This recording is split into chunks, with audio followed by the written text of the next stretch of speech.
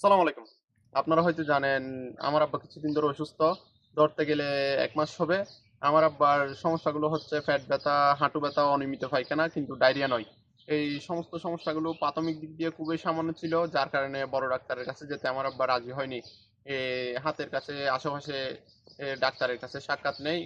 Doctor একের পর এক সাক্ষাৎ নিতে থাকে, কিন্তু রোগের কোনো উন্নতি হচ্ছে না। বরং হাজার হাজার টাকার ওষুধ এবং হাজার হাজার টাকার এক্স-রে দিয়ে আমার আব্বা হয়রানি হয়েছে।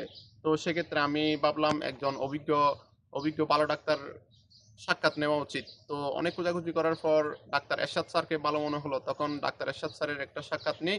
সে আমাদের কিছু পরীক্ষা দিল এবং সামান্য কিছু ওষুধ দিল। ওষুধগুলো ধরতে গেলে একটা ১০ টাকা, একটা ১৫ টাকা, একটা ২ টাকা। তো এই ওষুধগুলোকে আল্লাহর রহমতে আমার আব্বা পুরোপুরি সুস্থ।